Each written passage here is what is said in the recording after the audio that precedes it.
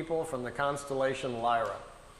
In the constellation Lyra, they say, is the oldest known form or civilization of the human form that we are. They don't know how old it goes back. Their records only go 22 million years, passed down from society to society. In our Milky Way galaxy, originally it is believed that there were 44 million planets similar to Earth, where the human form naturally evolved there on its own.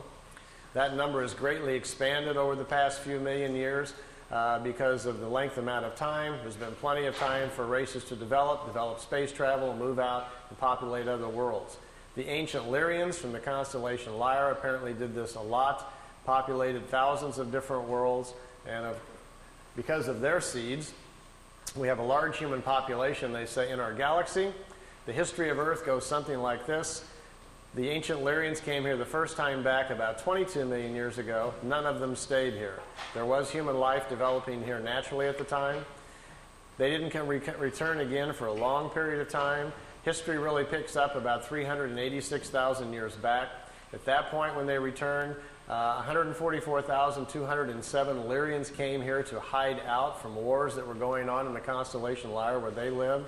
You may have heard that number before. It is presumed to be the number of light workers which will restore the Earth back to a spiritual path. Well, it apparently refers to these ancient Lyrians who came here to hide out. When they came here, after they'd been here for a short period of time, it was discovered that they were here. They came from the home planets, found them here, took their ships and their technology and stranded them on Earth, leaving them here so they couldn't return back to Lyra. In doing so, all of them lived their lifetimes out, passed over, and their spirits passed into the other side around Earth. They were stuck here.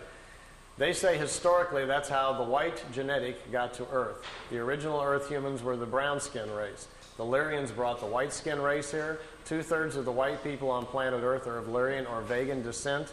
The other third of the white race they're not sure about. It comes from too many different areas. They can't figure it all out. The Asian genetic on Earth is the oldest in incarnation cycles. It's 5 to 7% older, they say, than the rest of the people here on the planet. From Sirius, we had a black race come approximately 20-some thousand years ago, a very highly developed one, brought that genetic here. We have a blue skin race that lives underground. They don't like sunlight. They have a slight blue tint to their skin. They have a large community under France, and there's a large city still in the Gobi Desert where they live. It's a very old race. It's been on Earth almost for 30,000 years. Every now and then, some of them are seen. They come out of the ground in India.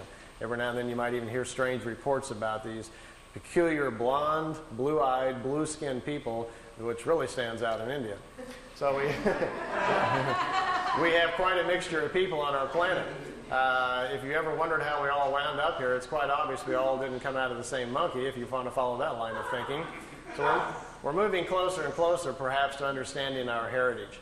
And with some of the tool sets and things that we're learning about going inside and finding out more about our past lives, we're beginning to find out more and more that the Pleiadians are probably correct. We come from a variety of different places around our galaxy, and Earth then finds itself in a very unique situation of diverse people all trying to make it on one little planet. They said normally on a planet, when they find a new planet to look into, there is one race at about the same level of evolution and one color. That is the norm. But on our planet, we've had so much interference. We now have people a very wide range of age, a very wide range of spiritual age on Earth, which makes it difficult to get along. You have a lot of very old spirits who can't get along with the young, and vice versa. Our biggest problem, they say, is overpopulation. Imagine for a moment I handed out to all of you some glasses. Remember those 3D glasses in the 3D movies? Well, imagine that I gave you some that allowed you to see spiritual energy. Suddenly you didn't see physical bodies any longer. You just saw the individual's spirit. And you could also see the creational energy that made up everything around us, including the planet. So I'll pass all those glasses out to you here for a second. And as you put them on, suddenly all you will see is these little glowing images of our spiritual energy. And if, let's say, we backed out into space so we could see the planet, we would notice that around the planet Earth there are several rings. The first ring forms after the planet cools, and the very first forms of low single-cell creatures begin to form on the planet. The first ring forms. These rings are the other sides for the different levels of spiritual life that's on the planet. They continue up to 7 rings for the different life forms. After the animal kingdom, the lower orders, the insects and so forth are formed, the highest order of life, which is us, comes into existence. We are the 7th ring around the planet at the top. And they explain this to Billy because something pretty interesting is going on. Normally, in that other side, there's a balance of people on the other side. If we are in balance and living our lives correctly, there are 2/3 more people on the other side there is in physical body. That's because at our age of evolution, the average turnaround time on the other side is 152 years. And if people are living 70 to 75 years, then they spend twice as much time on the other side in between lifetimes before they cycle back in and come back into physical life.